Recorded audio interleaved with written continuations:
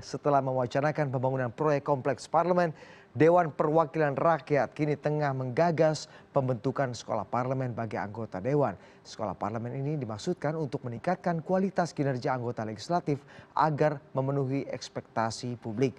Meski begitu, sejumlah anggota dewan menolak dan mengkritik usulan itu. Ketua DPR Ade Komarudin menyatakan gagasan membuat sekolah parlemen dimunculkan guna meningkatkan kualitas anggota dewan.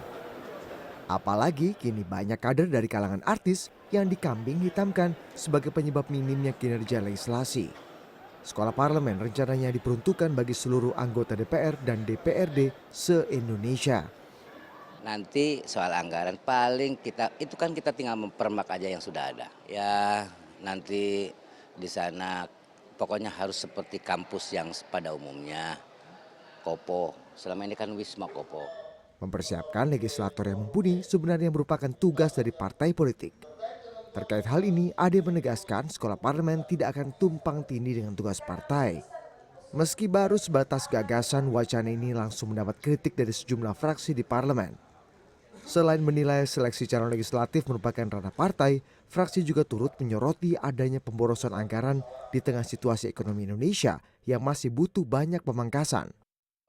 Menurut hemat saya itu memang menjadi ranahnya partai politik ya, karena rekrutmen dan seleksi para calon anggota legislatif adalah kewenangan partai politik dan sudah seharusnya partai politik yang mendidik mereka untuk memiliki kemampuan menjadi anggota parlemen. Dan itulah sebabnya maka ini terkait dana banpol sebenarnya kalau toh pemerintah nanti bersetuju bahwa ada kenaikan dana banpol, sekurang-kurangnya digunakan untuk 3 hal. Ini yang harus menurut saya dikaji lebih mendalam, jangan sampai overlapping. Karena kalau overlapping nanti kesannya kan menghamburkan anggaran. Karena yang di partai pun itu kan dibiayai dari dana banpol yang asalnya dari APBN dan APBD. Kalau DPR bikin sendiri, dananya kan juga dari APBN juga kan. Nah. Jangankan untuk ikut sekolah parlemen, untuk ikut rapat aja banyak yang nggak hadir kok. Ya. Di dalam forum-forum DPR aja cuma duduk sebentar berpikir.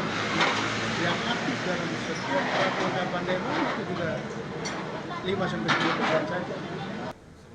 Forum Masyarakat Peduli Parlemen menilai gagasan sekolah parlemen dilatar belakangi oleh kinerja anggota dewan yang kian minim, termasuk untuk tingkat kedisiplinan.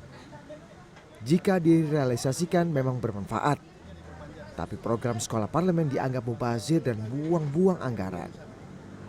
Jangankan untuk ikut sekolah parlemen, untuk ikut rapat aja banyak yang nggak hadir kok.